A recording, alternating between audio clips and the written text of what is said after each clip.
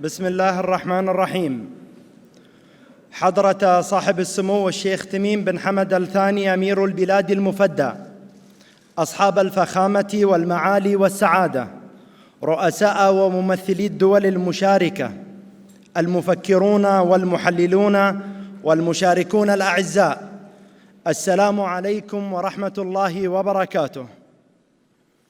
أزمات تطرق أبواب الدول، اقتصادية كانت أم سياسية، تحديات جرفت بعض المجتمعات البشرية إلى هاوية الفقر والتشريد والإرهاب، تغير مناخي وتلوث بيئي دق ناقوس الخطر في جسد الأرض، عنف صنع أفكاراً متطرفة لتحد من خطر آلة القتل الممنهج، أزمة اقتصادية تلوح في الأفق قد تجر العالم إلى كارثة اقتصادية جديدة، وأخيراً ترنح أسعار النفط عند أرقام لا تلبي الحاجات الأساسية للدول المنتجة. منتدى الدوحة في دورته السادسة عشرة لعام 2016 يناقش هذه الأزمات لوضع أفضل الاستراتيجيات لمواجهتها والتغلب عليها، وذلك لن يتأتى إلا من خلال تعاون جماعي يهدف إلى الحفاظ على الأمن والسلم الدوليين. وتندرج هذه الأزمات تحت 4 عناوين هي: قضايا الأمن، قضايا الاقتصاد، قضايا الطاقة، وأخيراً قضايا المجتمع المدني. والآن أدعو فخامة الرئيس أشرف غني أحمدزي رئيس جمهورية أفغانستان الإسلامية لإلقاء كلمته، فليتفضل مشكوراً.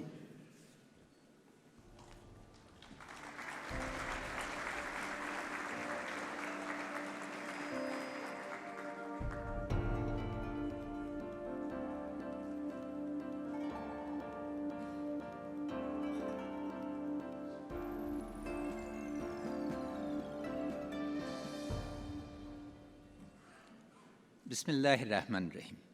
His Highness, the Emir of Qatar, distinguished Excellencies, ladies and gentlemen, to discuss prosperity, instability is to address the central question of our time. For indeed, both stability and prosperity at peril. If global rate of growth remains at 2%, global GDP will double in 35 years. On the other hand, if it were 4%, global GDP will double in 16 years. The difference is 2 billion to 4 billion people facing poverty or sliding down. What is the context? The context, first of all, is that variety of changes are facing us. What are these changes? First is destructive change. The 5th wave of political violence and terrorism is upon us. If the previous 4 waves are any guide, this, unfortunately, is going to be a medium-term challenge, not a short-term challenge. Response at the national level is not sufficient. It requires response at the regional, Islamic, and global level. The second type of change is disruptive change. The 4th industrial revolution is upon us, and that change is disruptive because our habits of managing the economy, whether at the national, regional, or global level, are all up for change. This disruptive change requires a different type of understanding because the forces of previous 3 waves, again, have faced us with immense set of changes.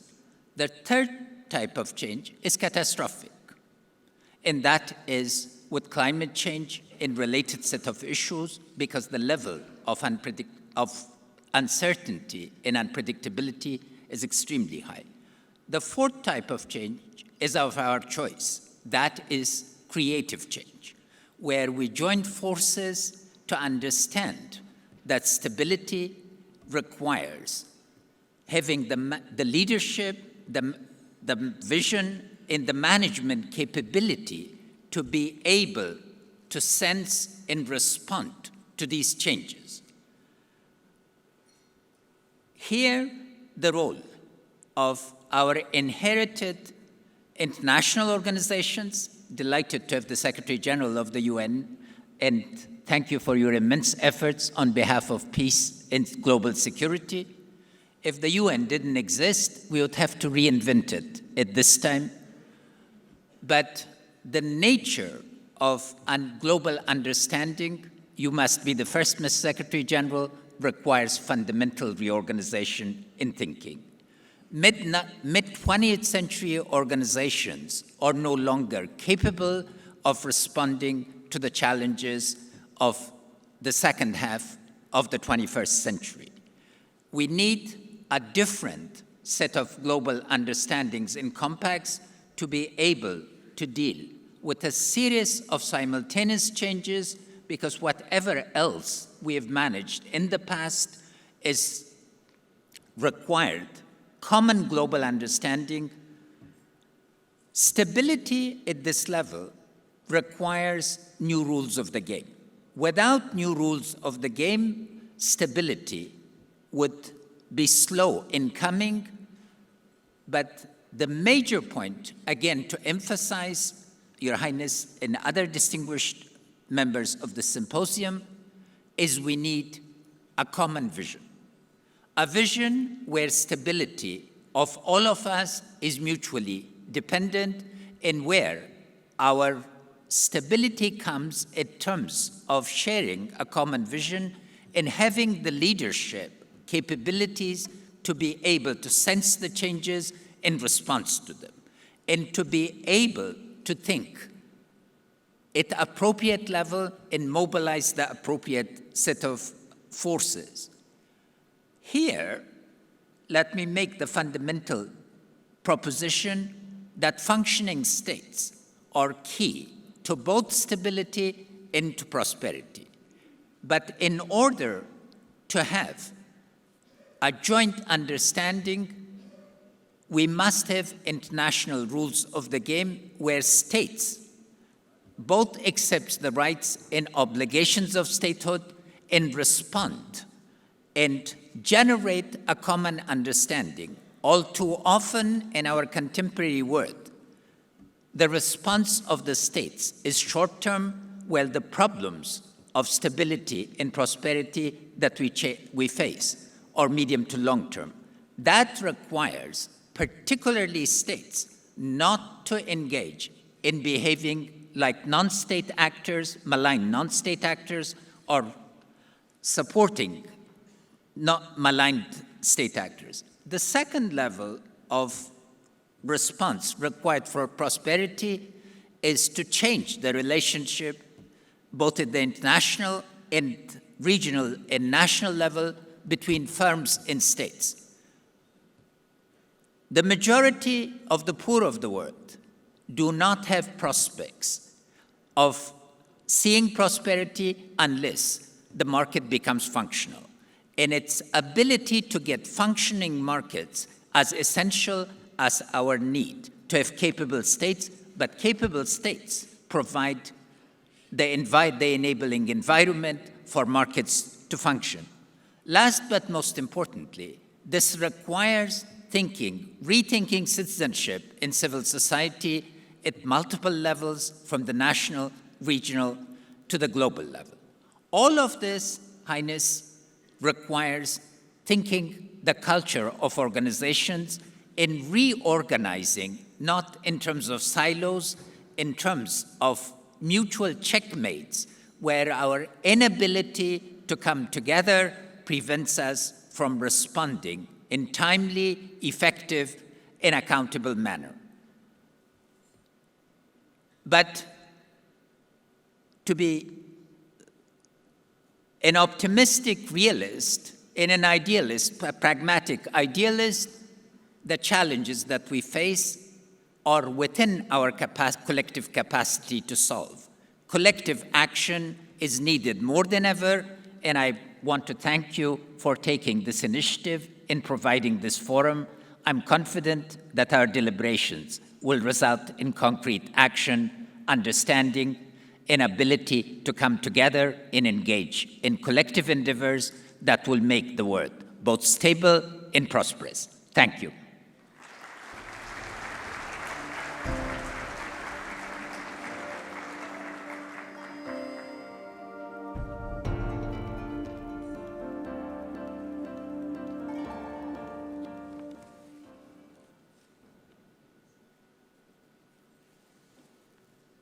شكراً فخامة الرئيس. يسرني الآن دعوة فخامة الرئيسة الدكتورة أمينة قريب رئيسة جمهورية موريشيوس لإلقاء كلمتها، فلتتفضل مشكورة.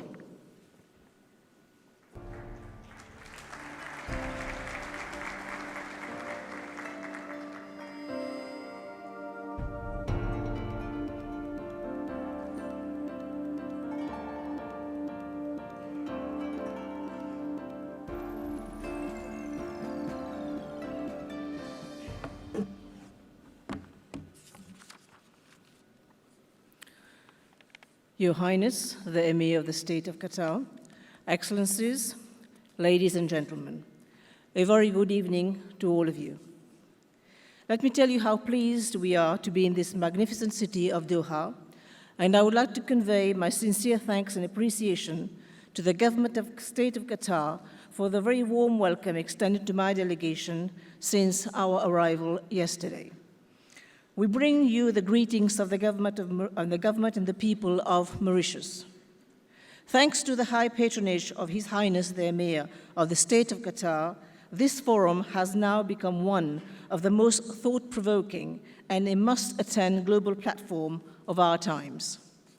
Indeed, by engaging political, business, and other leaders, as well as academia, to go beyond conventional thinking on global affairs, the Doha Forum has established itself as a prestigious international framework to promote dialogue among decision-makers, to shape new thinking and share best practices, as well as strengthen relationship with partners.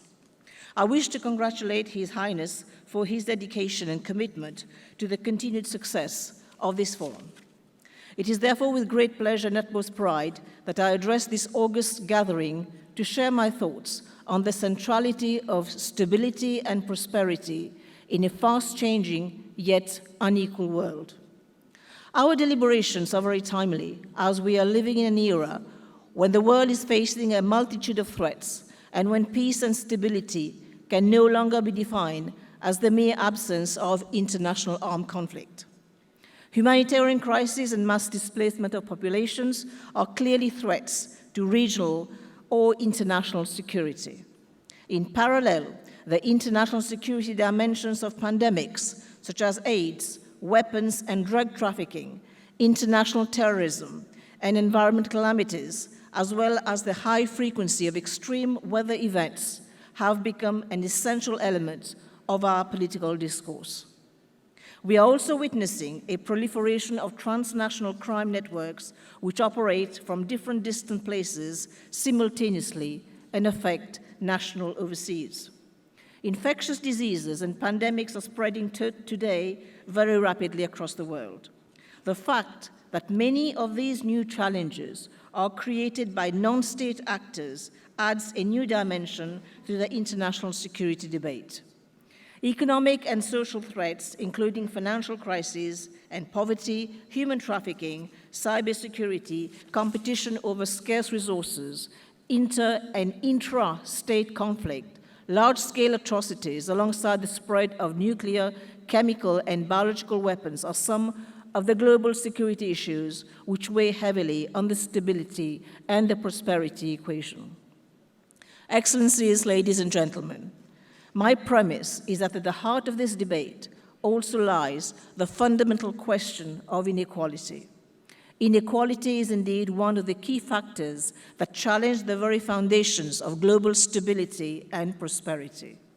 Let me highlight a few facts. More than 80% of the population of the world live in countries where the income gap is widening, and the poorest 40% of the global population accounts for 5% of global income, while the richest 20% account for 75%.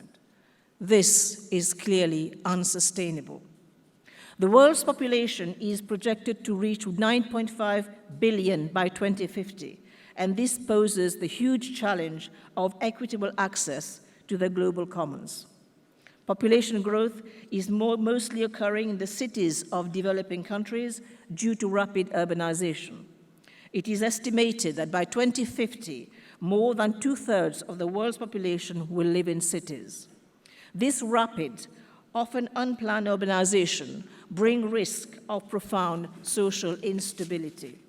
These risks can only be further exacerbated as this unprecedented transition with its load of inequalities from rural to urban areas continues. The increasing trend of feeling of nationalism, separatism, and identity politics within and across national boundaries, often with calls for autonomy, devolution, and secessions, have become part of the international system.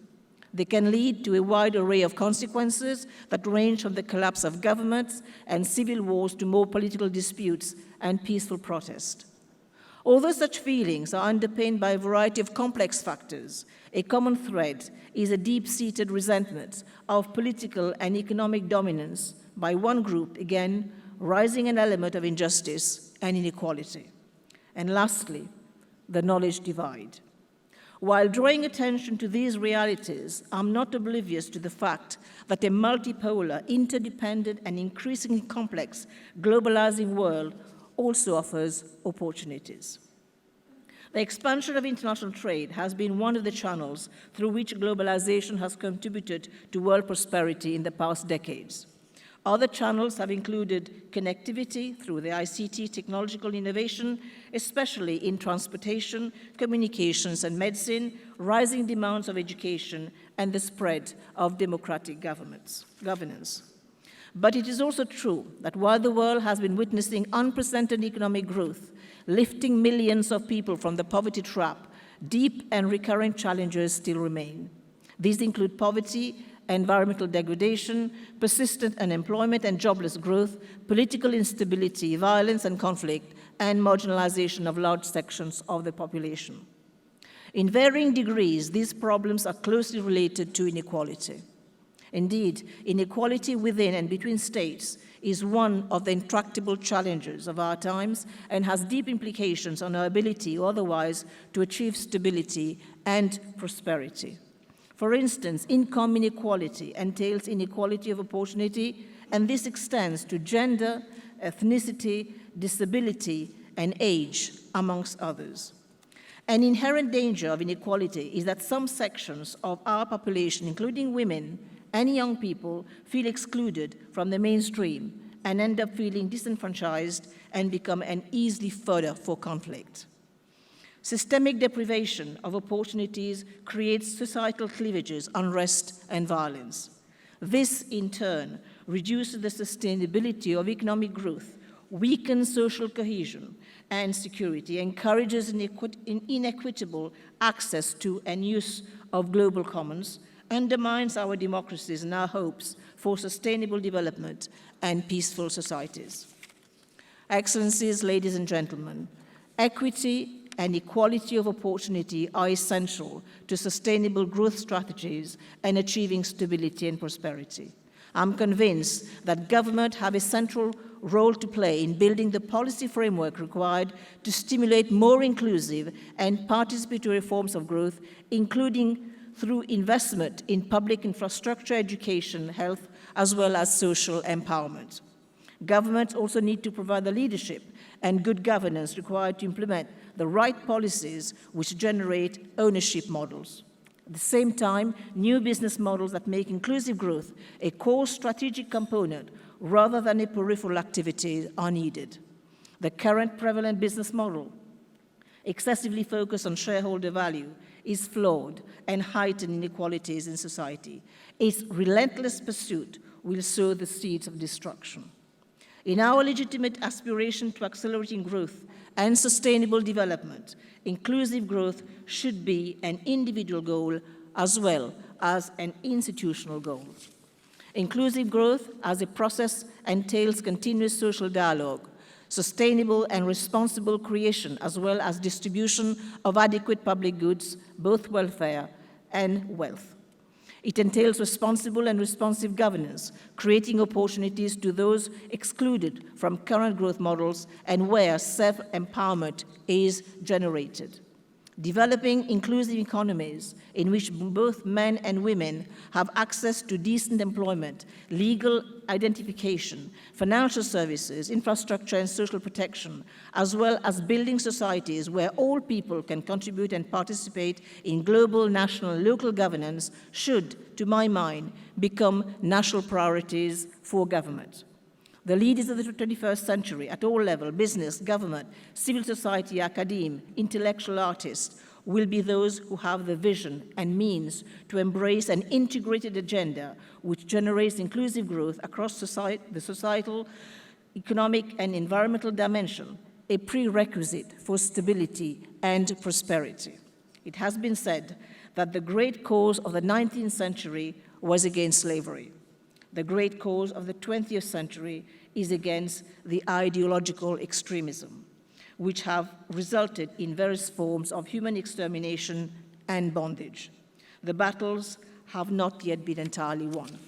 There are still slaves today, and forces of ideological fanaticism are still present. But this makes the great cause of the 21st century all the more relevant, and that is the battle against poverty and extreme iniquitous inequality. Inclusive growth can contribute considerably to reducing poverty and inequality, and thereby also contributing to erasing the vestige of slavery and of ideological extremism. We owe this responsibility to our future generations.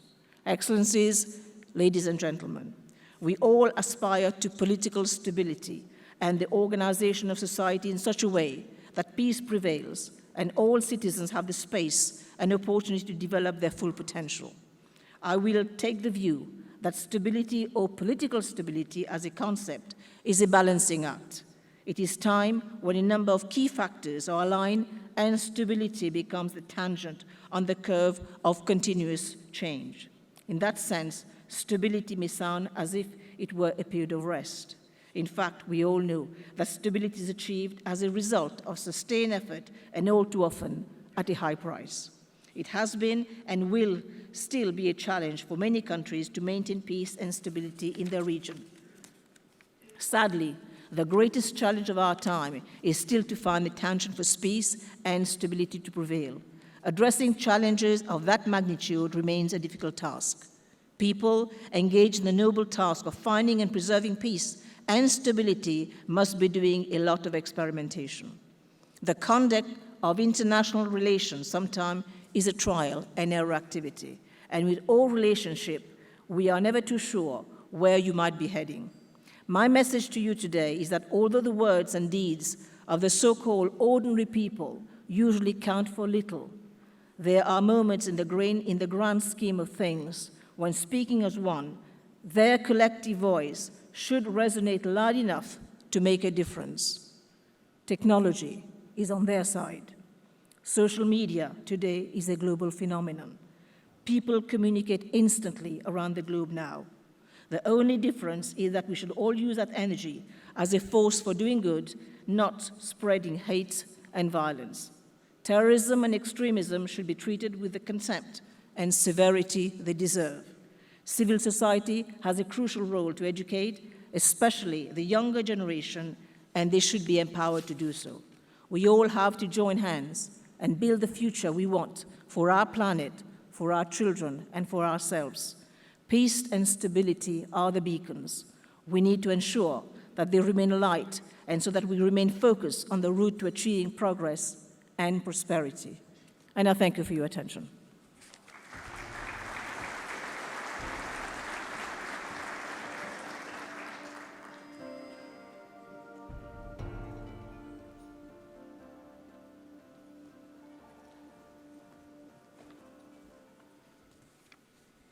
شكراً فخامة الرئيسة.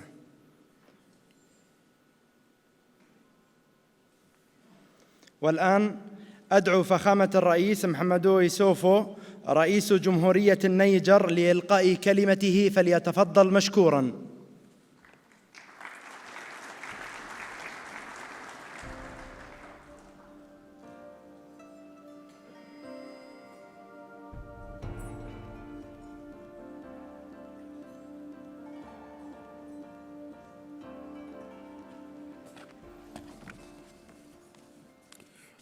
Son Altesse Tamim bin Ahmad Al Thani, émir du Qatar, Majesté, Excellences, Monsieur le chef d'État et de gouvernement, Mesdames et Messieurs, permettez-moi d'adresser mes sincères remerciements à Son Altesse Tamim bin Ahmad Al Thani, émir du Qatar, pour m'avoir aimablement invité à participer à ce 16e forum de Doha.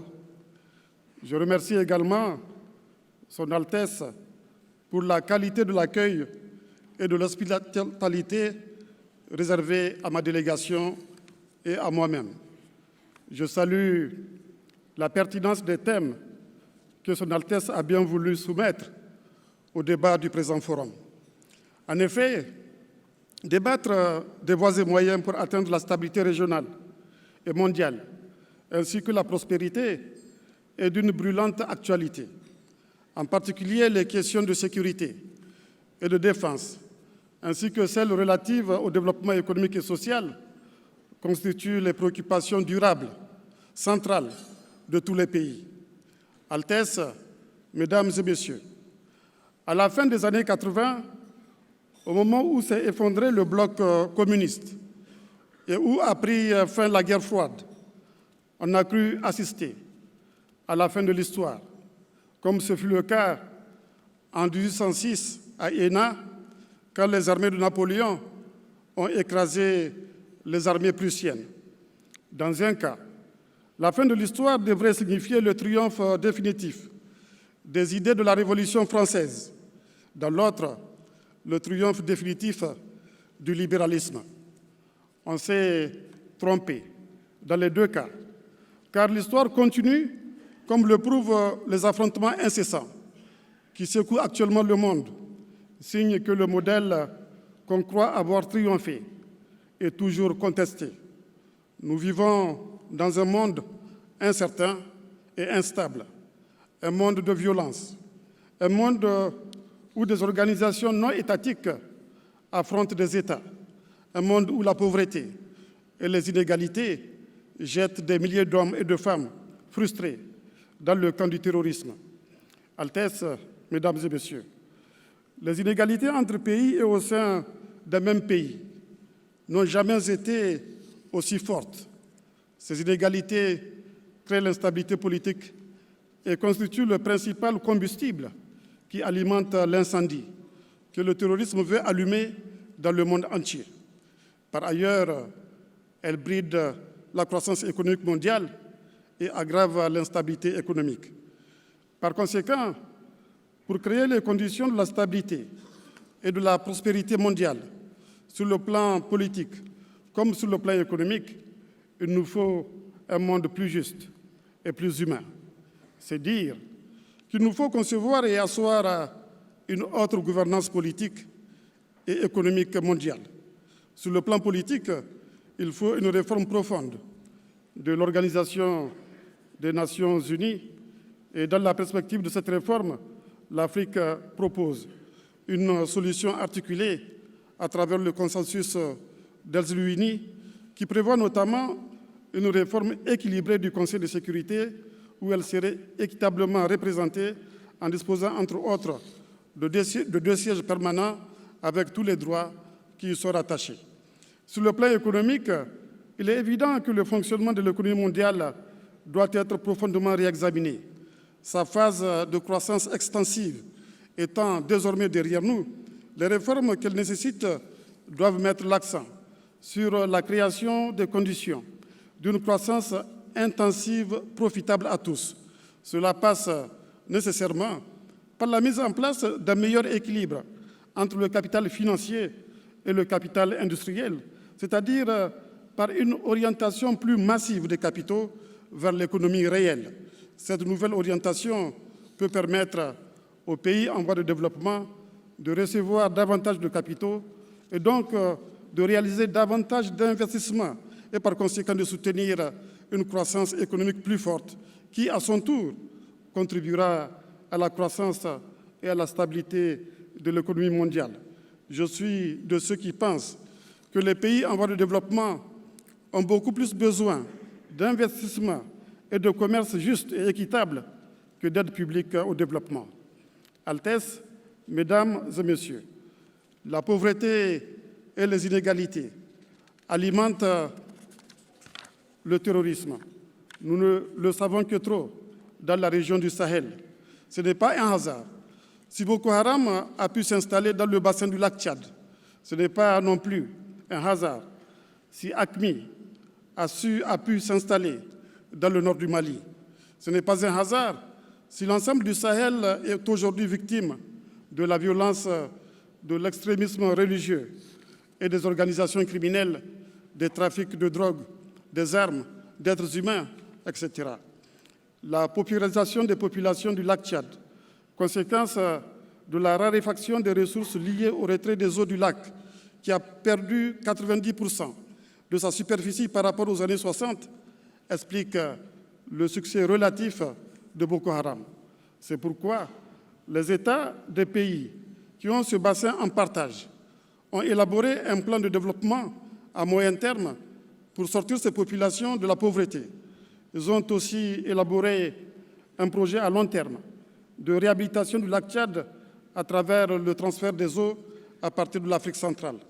Je profite de la présente tribune pour lancer un appel à la communauté internationale pour qu'elle soutienne le financement de ce plan et de ce projet dont la mise en œuvre permettra de couper l'herbe sous les pieds des terroristes. Bien sûr, à court terme, les États du bassin du lac Tchad ont décidé de mutualiser leurs capacités opérationnelles et de renseignement pour combattre Boko Haram. En effet, ces États ont mis en place une force mixte multinationale qui est déjà opérationnelle. Il me semble indispensable de mettre en place, sur le même modèle, une force mixte multinationale pour lutter également contre le terrorisme dans le nord du Mali. Néanmoins, la région du Sahel ne retrouvera la paix qu'à condition de stabiliser la situation en Libye. Altesse, Mesdames et Messieurs, les solutions que je viens d'évoquer pour faire face au terrorisme au Mali et dans le bassin du lac Tchad montrent que la lutte contre le terrorisme peut être un facteur d'intégration. Celle-ci ne se limitera pas au domaine sécuritaire. Elle s'étendra certainement au secteur économique. La lutte que nous menons contre le terrorisme permet donc de confirmer cette leçon de l'histoire, selon laquelle avoir un ennemi à combattre est à la fois la pire et la meilleure des choses. Par exemple, les guerres médiques ont contribué à la grandeur d'Athènes et les guerres puniques à celle de Rome. Pourquoi alors la lutte contre le terrorisme ne serait-elle pas, pour nous, une opportunité d'asseoir des États modernes tout en accélérant notre intégration politique et économique? Altesse, Mesdames et Messieurs, la corrélation entre sécurité et développement est désormais bien établie. Or, le terrorisme a effacé les frontières géographiques entre pays. Ce faisant, il a supprimé la frontière entre sécurité intérieure et sécurité extérieure. Par conséquent, aucun pays ne doit se tenir en marge de la lutte contre le terrorisme, car celle-ci conditionne son développement économique et social. C'est conscient de cela que nous avons conçu au Niger le programme de renaissance dont les priorités sont la sécurité et le développement économique et social. Les dispositions que nous avons prises sur le plan sécuritaire font de notre pays un îlot de paix dans la région du Sahel. Sur le plan économique, nous mettons l'accent sur l'initiative 3N. Les Nigériens nourrissent les Nigériens, c'est-à-dire sur la sécurité alimentaire, qui a d'ailleurs fait l'objet d'une conférence des bailleurs de fonds, ici même à Doha, en 2008. Nous mettons aussi L'accent sur les infrastructures routières, ferroviaires et énergétiques avec pour objectif la réduction des coûts de transport et de l'énergie pour améliorer la compétitivité de notre économie. Celle-ci passe aussi par le développement du capital humain. Aussi, mettons-nous l'accent sur l'éducation, la formation professionnelle et technique, l'enseignement supérieur et la recherche. Par ailleurs, nous nous efforçons de créer un climat des affaires favorable aux investisseurs auxquels notre pays peut offrir beaucoup d'opportunités, non seulement sur le plan agropastoral, mais aussi dans les domaines du tourisme, hôtellerie notamment, des ressources naturelles. Le Niger est producteur d'uranium, de pétrole, d'or, de charbon, de ciment et recèle beaucoup d'indices d'autres substances minérales. J'invite donc les investisseurs qataris et tous les investisseurs participant au présent forum de venir investir massivement au Niger. Ils y seront accueillis et ils bénéficieront d'un cadre juridique sécurisé. Je souhaite plein succès au forum de Doha. Je vous remercie.